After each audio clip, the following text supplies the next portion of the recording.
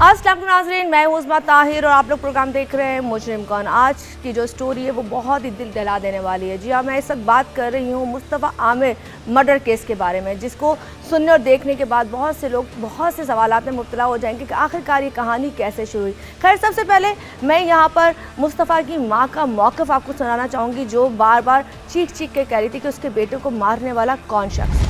8 फरवरी को एक रेड होती है डिफेंस के घर पे अलमकान के, जो कि मुस्तफ़ा की रिकवरी के लिए था, तो मुस्तफ़ा की बाजियाबी के लिए था। उसके बाद वो लड़का पकड़ा जाता है।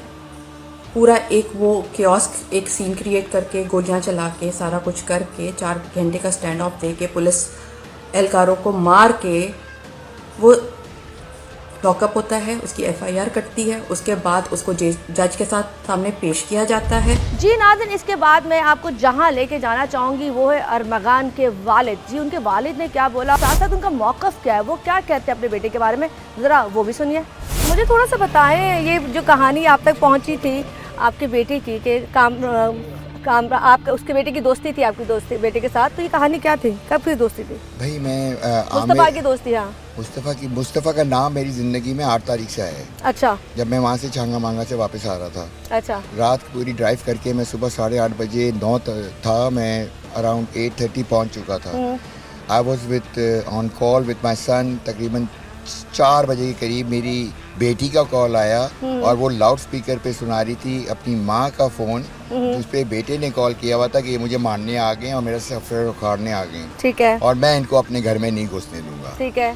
और ये क्या कि उसने फायर वायर कर रहा था और उसने 15 पे कॉल करके और रेफरी भी मंगाई। अच्छा। और चीखता रहा कि GHQ को भी बताओ, सबको बताओ, ये मेरे घर में आके मेरा सॉफ्टवेयर ही लेके जाएंगे और कोई मसला नहीं है। दोनों की दोस्ती थी आपके दोस्तों बेटे की थी, दोनों डोप पीते थे भाई। दोनों हाँ, पीते ये बाद में मुझे 8-9 तारीख के बाद पता चलना शुरू हुआ, क्योंकि 9 तारीख को जब मैं कराची पहुंचा फ़ोन आना शुरू हो गया कि एक बच्चा अगवा हुआ था, आमिर मुस्तफ़ा जिसका नाम था, 6 जनवरी पे। हाँ। उस केस में इसको घर में लोग बंदे कूदे। अच्छा, ये मसला था। तो उस ज़माने में फिर मेरे सामने आमिर साहब आए कि आमिर मुस्तफ़ा भी कोई साहब है। ठीक है। इस तरह तो ये जो लड़की बीच में इन्वॉल्व हुई थी उसका लड़की अभी 2 दिन पहले आई है। Please update yourself. अच्छा, 2 दिन पहले। अच्छा, ये जो 2 दिन पहले लड़की आई है, इसकी इन्फॉर्मेशन मिस वजिया के पास 6 जनवरी से है। ठीक है। क्योंकि 12 जनवरी वो इंटरपोल चली गई। ये पहली इन्फॉर्मेशन इनके पास थी और ये 8, 9, 10। ये लड़की दोनों की दोस्त थी आपके ये बेटे मुझे की नहीं पता भाई। जब ये दोनों दोस्तियां कर रहे थे उस वक्त मैं उधर नहीं मौजूद था। आप लेकिन किधर मुझे होते हैं?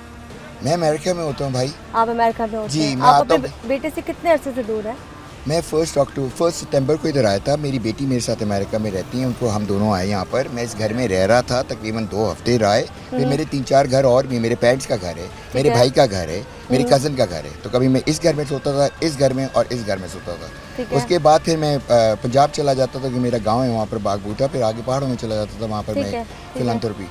फिर वहाँ से जब मैं वापस आया था 2 दिन बाद मुझे वैसे ही कराची पहुँचना था मीट माई सन। तो लेकिन ये 2 दिन पहले ये वाक़या शुरू हो गया था।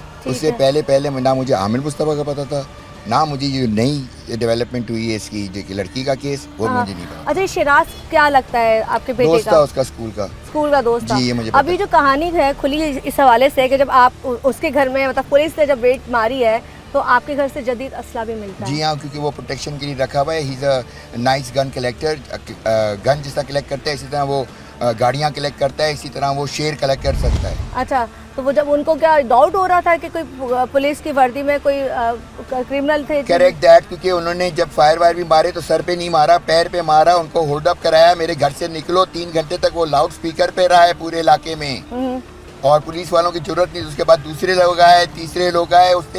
उसने बेसिकली पूरी ट्राई की कि पूरे मीडिया को समझ में आए कि क्या हो रहा है। ठीक है। And then I was on phone with my son और मैं ड्राइव करता हुआ आ रहा था। मेरे पास 3 स्पीडिंग टिकट्स भी हैं उसके। अच्छा। जी, हाईवे पेट्रोल पे जाएं कि जी 8 तारीख की रात को और सुबह 9 तारीख की सुबह तक कोई काली गाड़ी टोल प्लाजा से इतनी स्पीड में 140 पे 150 में गई है।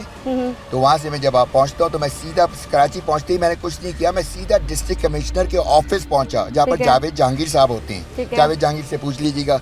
मैं जैसे ही बैठा मैंने से बोला मुझे डिस्ट्रिक्ट कमिश्नर से मिलने की इजाज़त दीजिए ताकि मैं अपने बच्चे से मिलूँ फिलहाल, क्योंकि जो कल का उठाया हुआ है अभी तक पता नहीं, नामालूम मुकाम पे पहुँचा दिए, तो नामालूम मुकाम तक, ताकि मैं उसका कन्फेशन ले सकूँ या मैं पूछ सकूँ मसला क्या है। अच्छा। तो ये 4 दिन मुझे लग गए थे सिर्फ बेटे से मिलने मिलने में। अच्छा, एक बात है, जैसे अब मुस्तफ़ा की गाड़ी में, मतलब वो मुस्तफ़ा की गाड़ी जो हब से मिली है जली हुई है और उसकी डिग्गी से उसकी लाश मिली है, ठीक हो गया। ठीक है, अब शिराज ने ये कबूल कर लिया है कि जी हम दोनों गए थे, जाने के बाद हमने ये मुस्तफ़ा उस वक्त थोड़ा सांस था, जिंदा था, डिग्गी खोली, वो सांस करता, हमने बेदर्दी से उस पे पेट्रोल चढ़ा जो जनरेटर से लाए थे और लाश को आग लगा दिया बेदर्दी से। लेकिन देखिए ये तो शिराज का बयान है, जो बॉडी इटसेल्फ है उसके हाथ नहीं है, पैर नहीं है, सर नहीं है, तो तुमने जब आग लगाई थी उसको, तो उसको क्या उसके हाथ थे, उसकी टांग थी, उसका सर था? अगर था तो फिर तुमने किस सहारे से काटा?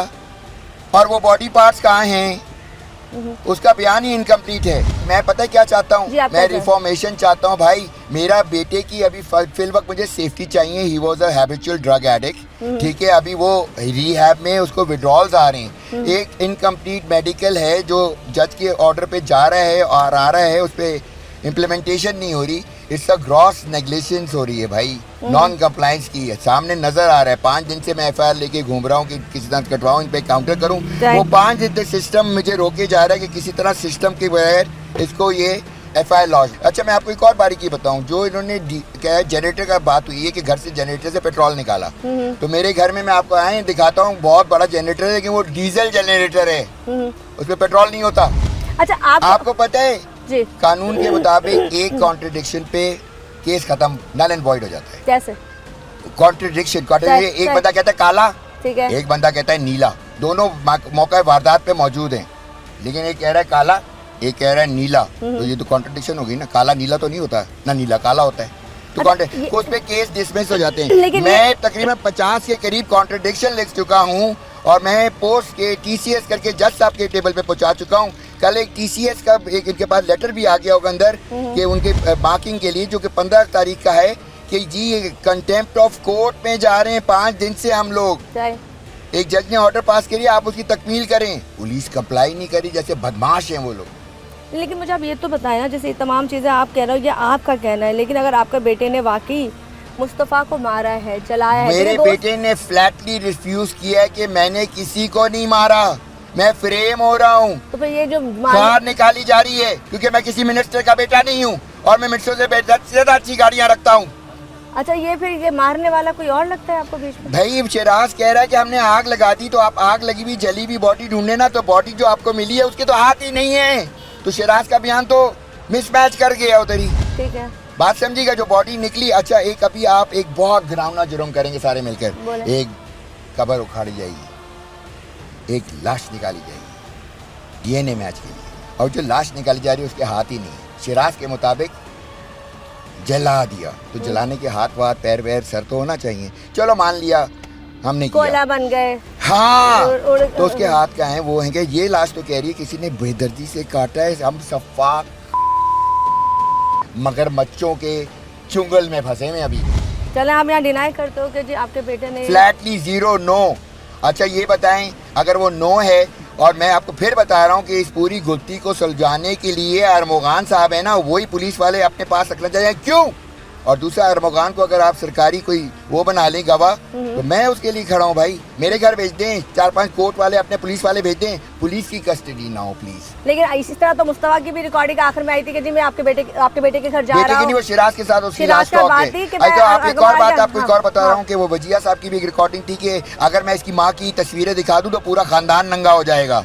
उस टोन से जरा वजिया साहिबा से पूछा जाए कि आपने किस माँ की बात हो रही है और किसकी आप खानदान को दंगा कर रही हैं। सेकेंडली, ये जो अगर वो हैं, कौन नाम है उनका, माशा जो हैं, उनसे पता करें कि ये आपको जो पता था सारा कुछ, तो आपने ये सारी चीजें एकदम से 2 दिन में क्यों रिलीज की?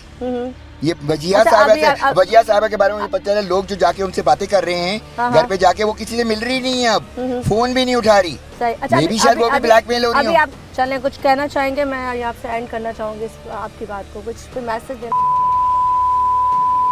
लेकिन अभी मेरा मुंह बंद है, मैं कॉफी पे जिंदा हूँ, मेरी आंखें बंद नहीं हो, क्योंकि सांप से लड़ने के लिए ना सांप बनना पड़ेगा, ये मैं आपको बता रहा हूँ। और ये समझ लें, पता नहीं है कि अंदर से एक बात बताओ, ये आखिरी चांस है सबके लिए, अल्लाह तो मेरा गवाह है, आखिरी चांस है, और मैं फाइट करूँगा भाई।